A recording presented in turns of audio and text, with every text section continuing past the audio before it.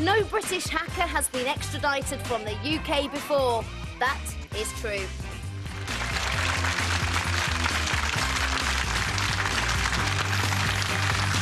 That's right, people have been extradited from the UK on charges of murder, child abuse, financial fraud and terrorism, but never for hacking. First, though, your thoughts on Gary McKinnon, the Asperger's sufferer accused by the US of hacking into and then damaging their military computers.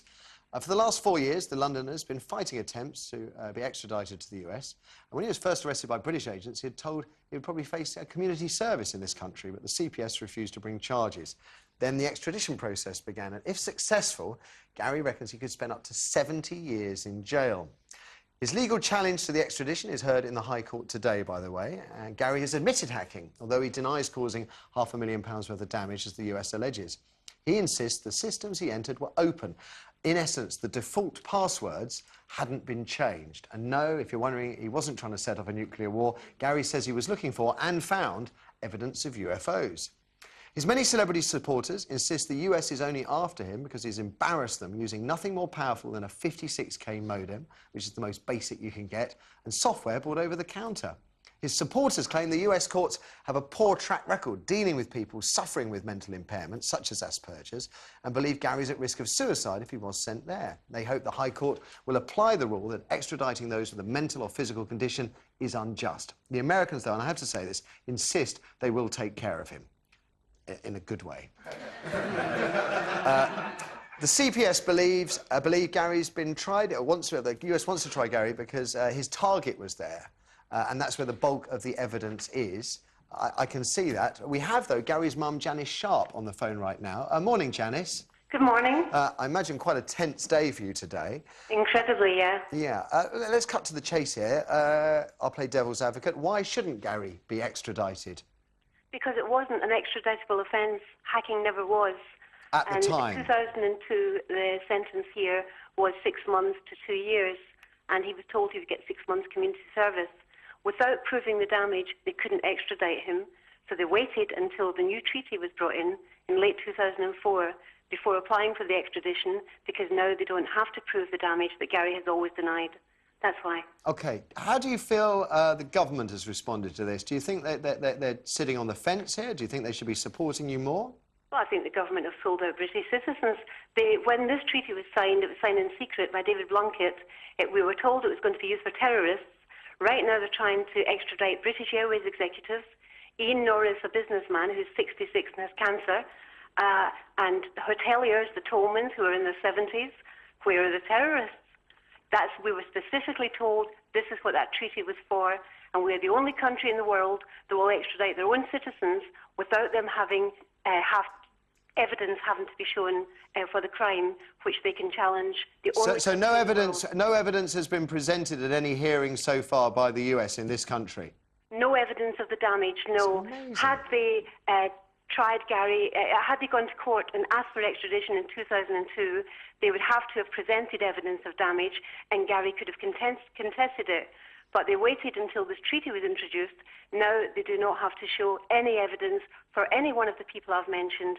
They can take any British citizen only on a suspicion. Now, what other country would be stupid enough to sign away the rights of its own citizens?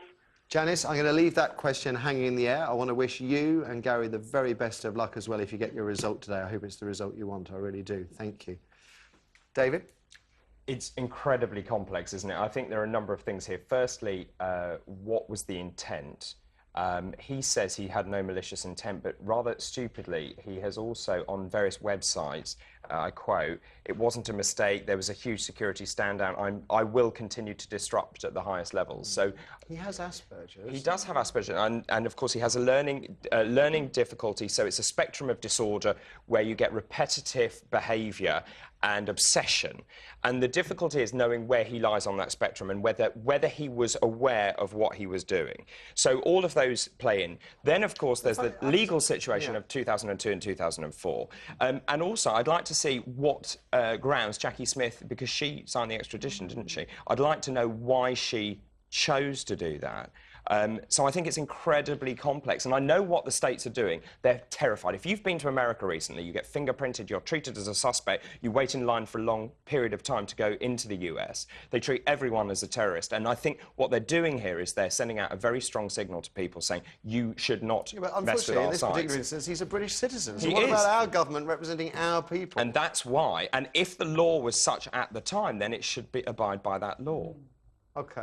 Heather? Yeah, I think the same thing about it not being retrospective. I think that they dealt with it at the time, whether it was the outcome that the US government wanted. That's regardless of that, it's done now.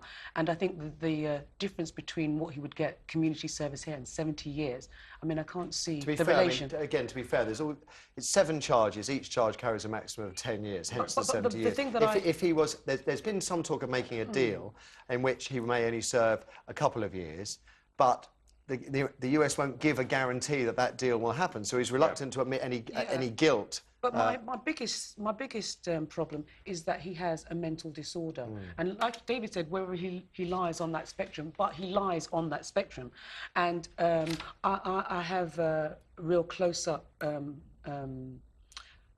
relationship with a person who suffers a mental illness, and sometimes when they're having an episode, they are not the person that they usually are, and whether at the time he will say, and he could have that whole bravado, I know what I'm doing, but out of the episode and being his usual self, I mean, sometimes it's totally different, two different people. See, because I think, John, I mean, the thing I'm most extraordinary about this is I think the American government should be thanking him, right? Thanking him for exposing the weaknesses in their multi-billion-pound system, rather than having North Korea going in there stealing their nuclear secrets to build more bombs. I mean, it's... What I love about this whole thing is that the correction of the system and the damage done is estimated between £700,000 and £800,000. That's all? You imagine if somebody, a proper cyber terrorist, had got in there and actually taken down the mainframe properly, or sent off a missile somewhere, or that's what I mean. The scale. The amount of what he did was basically said to them, "You guys, your security is completely flawed. You need to sort this out." And you know, this has happened in history all the time. There's always people. If it's man-made, man can corrupt it somehow or another. And the American government should be saying thanks very much. And of course, you're right, I think they're quite embarrassed. What is interesting about this, though, is that the whole Asperger's thing has not really been identified till last year. Which I think is really extraordinary when you consider that at the age of 7, he taught himself how to play the piano. And, you know, now, and by the time he was 10 years old, was writing Atari, you know, programming language. Asperger's, you do have these you can have these unique talents, but coupled with problems in other areas. OK, enough from us. Let's throw it open to you. What do you think about this situation? Do you feel that the British government is maybe letting this chap down? Kirsty? We have Stephen on line 4. Morning, Stephen. Morning. Morning. What's your take on this, Stephen? Well, I've been sort of following this story for a while, and I suffer from Asperger's myself. Right. And all I really want to say was that it seems to be being used as an excuse for breaking the law. And even though, like I say, I do suffer from it myself, I don't think it should be used as an excuse. Right.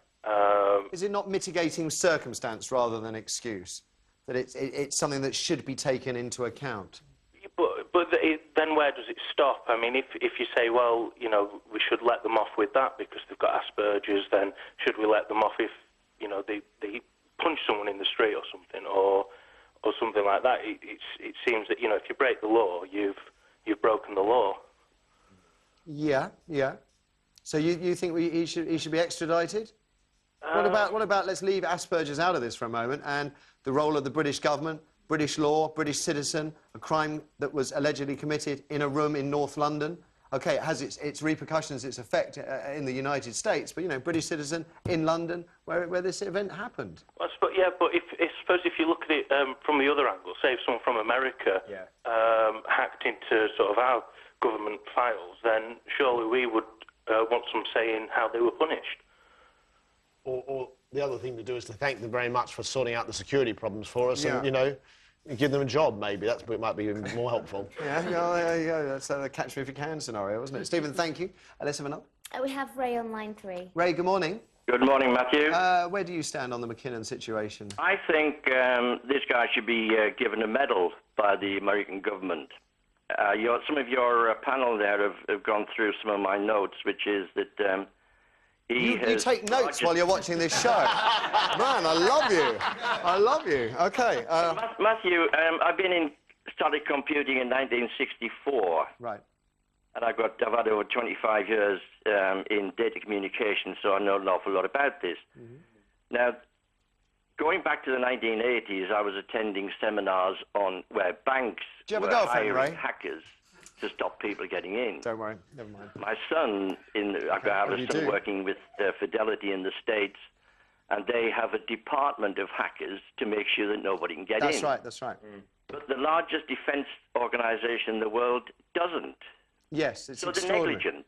I mean, no secret password set, just default passwords, which actually defies belief. It's ridiculous. I mean, really, hacking is completely random. You know, this guy sets his computer up and it just dials numbers, and if he gets an answer, he's in there. That's right. In fact, he was only found out because he made a mistake about time zones, because he was trying to do his work when he was assuming that the Americans over in the US weren't at their desks. He made a cock-up with the time zones and was actually fiddling with the computer while someone was actually at their desk. That's how he got found out. It wasn't anything more intelligent than that. Thank you very much for the question, Ray. Our first note-taker on The Right Stuff. Amazing. You should come and work on the show. After the break...